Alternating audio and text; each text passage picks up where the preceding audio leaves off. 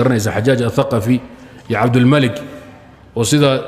raajixa aan muslimiin ahayn labaduba kaanaa kaafirayn cabdulmalikna kaafir buu ahaa xajaajna kaafir buu ahaa midna muslim ma ahayn laakiin soomaali badan way igu diidan tahay wadaaddo badan baa igu diidan laakiin warkaygu halkaasuu yaallaa nimankaasaa dilay marka culamo badan baana qabta keligay ma ah in cabdulmalikna uusan muslim ahayn oo kafara billaah akhdaa iyo gafaf u diinta u geystay oo saxaaba u geystay oo beydka ilaahay u geystay oo kitaabkiisa u geystaa lagu takfiiriyey bal akfaru alcarabi buu ahaa fii xillihi fii zamaanihi nin mas-uul oo ka gaalsa cabdulmalik xilligiisa ma noolayn qabla intuusan khaliifka noqonina wuxuu ahaa nin caalimo culummo ah kitaabka qur-aanka usbuuciga mar dhammeeya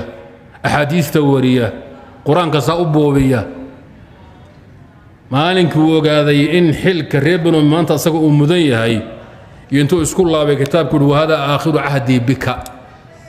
musxafu ii fadhiiso maanta iskugu keen dambaysa rag baan iska dhicinaya xajaaj ama asagu warkiisu bannaankuba yaallaa taabiciin waaweyn baa ugu dhowaaday inuu kaafir yahay billahi alcadiim bal jumhuuru الtaabiciin walam yukhaalif ila اثنaan laba wadaad baa xoogow ka tawaqufay taabiciintii xilligiisa kulligood way takfiireen waana ku baxeen ثورة الفقهاء بالله يقانا جهاد التابعين وفقهاء التابعين مع الحجاج مركي حجاج تكفيرا او والقي وزيركي قاشاندق الدولة بن أمية مدحويني سوي تكفيرين السلف كسيده لقى فهمايو ولذلك أبو بكر الجساس في أحكام القرآن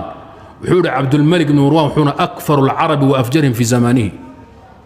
kitaabkiisu ku sheega marka aw xasaan waa ku soo ortaqaan laakiin wadaadaha hore iskama dhicin kartaan intaas almuhim saxaabigaas asagoo shiida labada daalim baana dilo ka dambeeyay tayib xadiithina way soo maray qaal wuxuu saxaabigaas kaana rasuulullah nidaamka siyaasiga fasaadka gala iyo nimanka ku dahaaran iyo waxa ku dhooban waxoo dhan waa inaad ka shiftaan oo beenta la iska ilaaliyo muslimiintu maalinkay xadhigii ay reer banu umayya qabteen dulyu kubla ilaa aminka ku jiraan dhan waa naga anficeen oo waa ogtihiin taariikhda waa in si daacada loo akhriyo wanaagooda iyo masaalixday qabteen iyo meelahay islaan geeyeen waa la og yahay oo xataa cabbaasin iyaga ka fiicnaa ismana gaadhaan laakiin miisaan marka la saaro khilaafadii iyo minhaajkii saxiixa nabigu uu ka tegay saxaabana ay ka tageen nimanka fasaadii reer banu umayya ahaayeen dulmiga iyo jawrka iyo isdibdaadkana waa sunna ayagu ay jideeyeen oo laga bixilaya sunnatu hiriqlay soo celiyeen bacdama amaata muxamadun wa asxaabuhu marka yaan been ummadda loo sheegay dowladda marka kuwan loo fiiriyo ahlu janna ay ku noqonayaan kulligood kuwa adduunka hadda ka taliya islaamka sheegta iyo reer banu umayya bayl cabbaas xataa cuthmaaniyiintii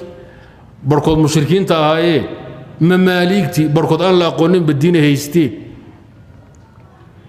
marka la fiiriyo kuwaan hadda joogay annaga islaamka inoo sheegtay inoo madaxweynayaasha iyo siyaasiyiinta